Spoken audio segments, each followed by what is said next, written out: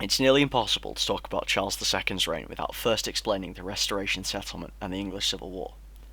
During the English Civil War and throughout the Republican period, the Parliament had attempted to create a religious settlement which would be amenable to both Presbyterians and Puritans.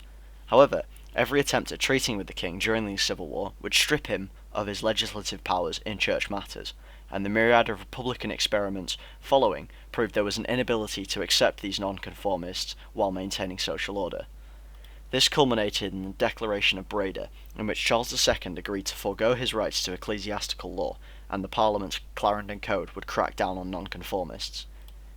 It's worth also explaining that Charles's exile was spent in Scotland, in which his experiences with the Covenanters led him to describe Presbyterians as villainous and hypocritical. Charles would then spend much of his time surrounded by French and Austrian courtiers, and the experiences of the Stuart princes would lead James to convert to Catholicism and Charles to have significant sympathies towards the faith. The Clarendon Code was a series of 4 acts passed by Charles II's Parliament during the ministry of Edward Hyde, 1st Earl of Clarendon, designed to cripple the power of nonconformists or dissenters. The main issue here for the Stuarts was the Conventicle Act, which prohibited meetings of non-Anglican worship, even in private, and the Act of Uniformity, which required all public and church officials to accept the supremacy of the Church of England in a Bible-sworn oath. Both policies seriously affected James's freedoms within the 3 kingdoms, which was even more abhorrent to Charles as he had no legitimate children.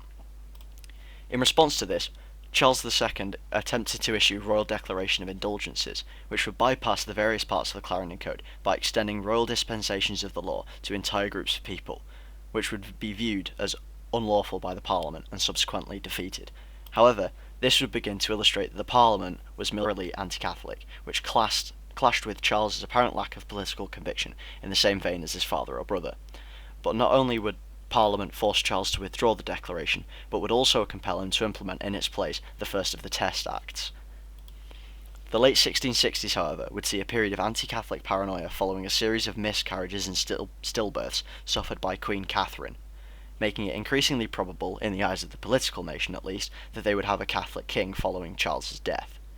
The Test Act of 1673 would go further in preventing Catholics from holding office, specifically due to its denial of transubstantiation, a core Catholic belief.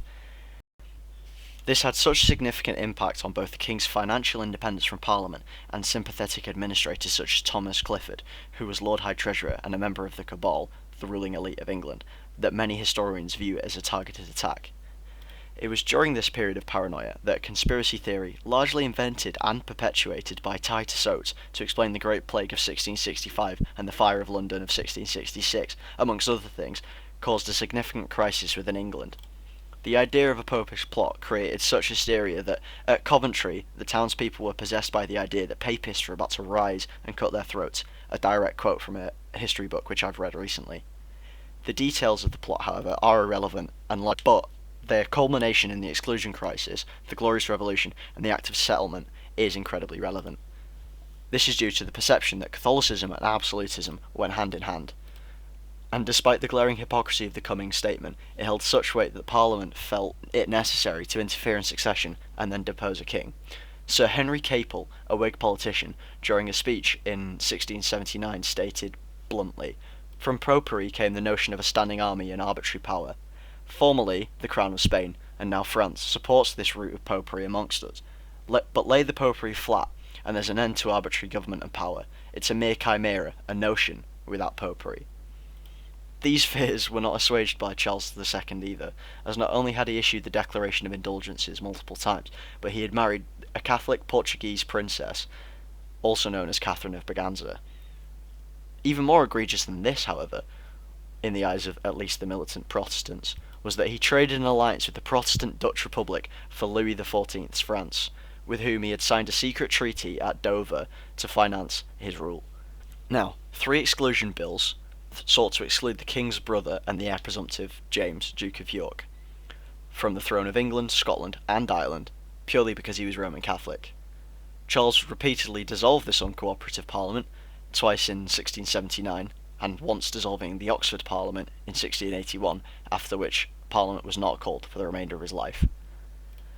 After suffering a debilitating fit from which he would never recover, Charles struggled for 4 days, on the last being received into the Catholic Church. This is most commonly believed to be the final confirmation of his crypto-Catholicism. However, it's unclear to what extent he was fully conscious, committed, consenting, and with whom the idea originally came from. Hopefully, I have been able to show the notable events of Charles's reign and their significance, as well as illustrating the intense historical debate around the motives and reasoning behind the acts of these many players and individuals.